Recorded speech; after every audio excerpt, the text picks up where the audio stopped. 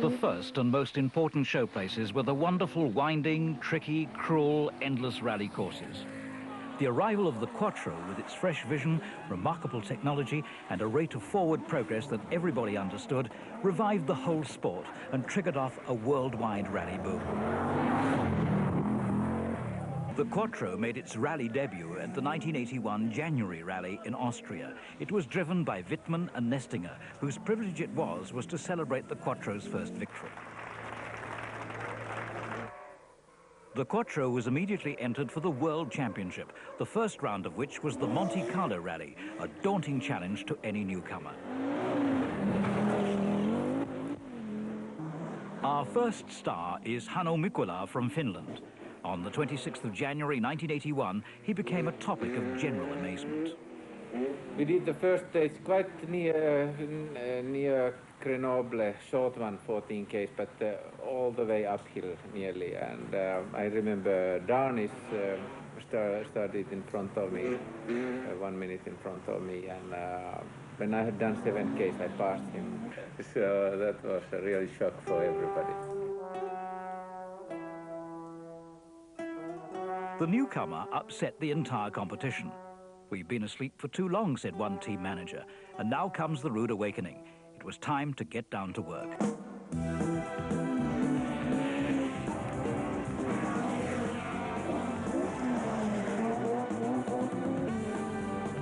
Despite the fine-sounding names of the other manufacturers and drivers, they had no chance against the new technology. The Quattro had turned the rally hierarchy upside down. When the service teams brought them to the rally circuits, the first production Quattros were quickly surrounded by admiring crowds.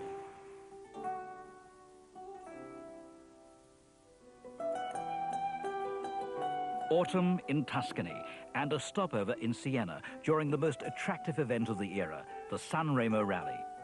The event is in its 3rd day and something unheard of is happening. A woman, Michèle Mouton, is ahead of the field in a World Championship rally and hasn't the slightest intention of giving up her lead.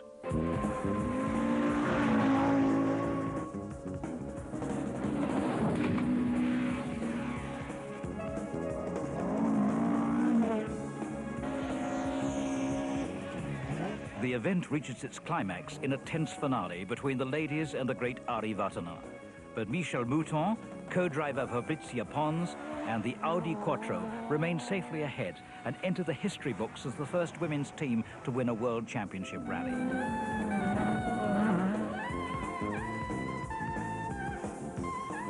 For Quattro technology, this was a delightfully new interpretation of a great idea. Michèle may well have been the fastest woman ever to get behind the steering wheel of a car, but to defeat all the male competitors in a technical sport, now that was something out of the ordinary. It's true that at that point, the fact to be a woman was a point particular where the fans wanted to come and see me more closer and everything, and touch me. I remember forever, of course, Portugal and Greece, for example, and even Ivory Coast.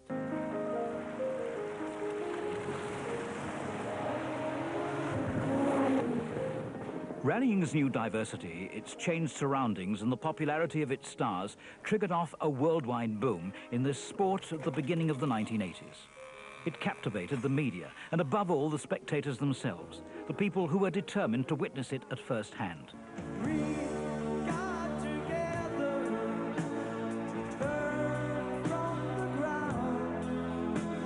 The heart of the rally enthusiast is a kind of Quattro too, turbocharged and driving for all it's worth.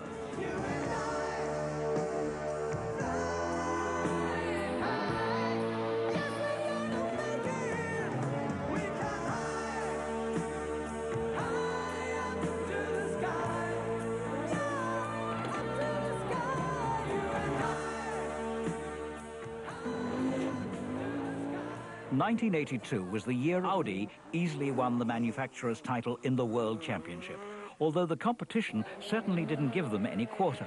Towards the end of the year, when the points were added together to decide who the world champion driver was, the contest was still open. 2 drivers were in the running, Walter Rühl in an Opel and Michèle Mouton in an Audi. The Ivory Coast Rally, the last event of the year, was the decider.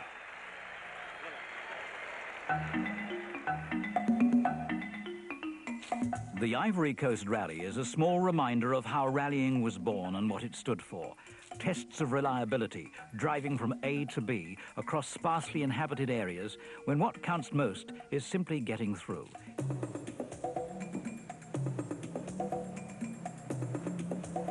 The big story of this rally was therefore Michel Mouton versus Walter Rühl.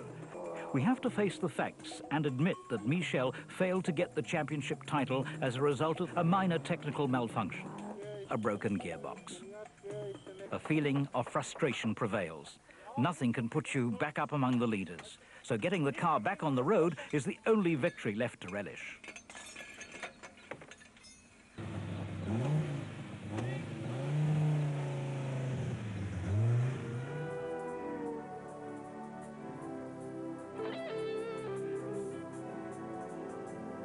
By now, it was time to get the man who had put up such stiff opposition to transfer to the Audi team.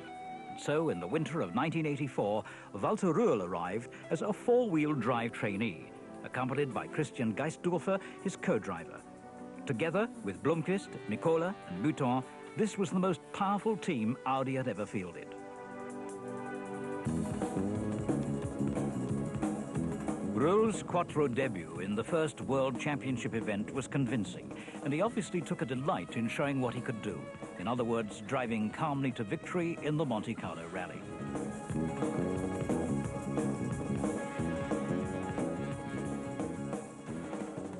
Ich glaube einfach generell, dass die 70er, 80er Jahren waren einfach das Jahrzehnt des Automobils. Das war einfach, das Automobil hat plötzlich, war das Ziel eines jeden, dieses Gefühl der Freiheit, dass ich ein Auto habe, dass ich überall in kürzester Zeit hinfahren kann, dass ich mir die Welt anschauen kann. Und dort hat dann auch der Sport dazugehört. Incredible years in the history of a make in the accomplishment of an idea. Highlights included Hanno Mikkola's Drivers' World Championship title in 1983 and Audi's second Manufacturers' World Championship title in 1984, which was accompanied by Stig Blomqvist winning the Drivers' Award. Times grew tougher as competitors set to and converted their cars to four-wheel drive. Thoroughbred racing vehicles were being built everywhere, not based in the least on series production. As this escalation in complexity continued, Audi put its imagination into overdrive and made the next quantum leap in its development work. This was the successor to the Sports Quattro, the S1. The S1's rivals were all sports racing cars, adhering to the extreme power philosophy and employing the first generation of electronic sorcerer's apprentices. Compact, venomous, and excessive.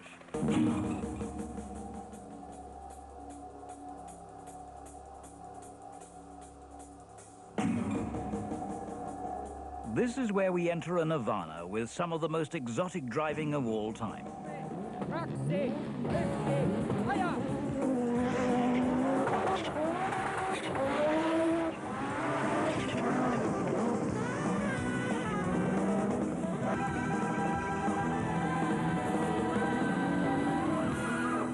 Im Prinzip bist du bei dem Auto mit dem Denken schon zu langsam.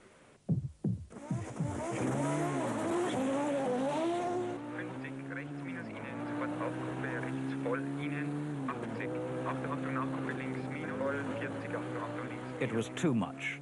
The whole business revved up out of control and exploded. 1985 and 1986 will be remembered as the craziest years of rally driving. The sport's popularity led to spectator problems, which threatened to get out of control.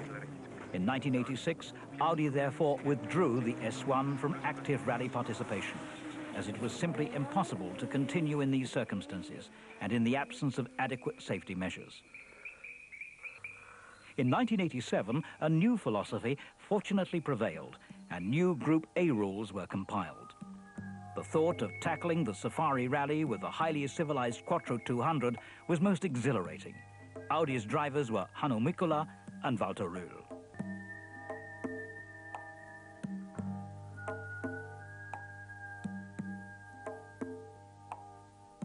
The 30-year myth that the Safari could only be won by a workhorse of the simplest possible design was exposed.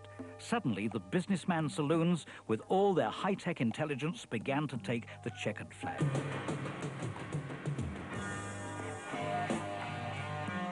It was this relaxed situation, seeing how the 200 would do in Africa without the pressure of competition, that led quite unexpectedly to a milestone in Audi sports history. 2 Audis took part, with first place going to Mikola and second place to Ruhl. This was Audi's first victory in the safari and the first win by a 4-wheel drive car. However, the feeling developed within Audi that there was nothing else to prove. Everything had been said and done, and the company's wildest dreams had all come true. In 1987, Audi therefore announced its retirement from rallying.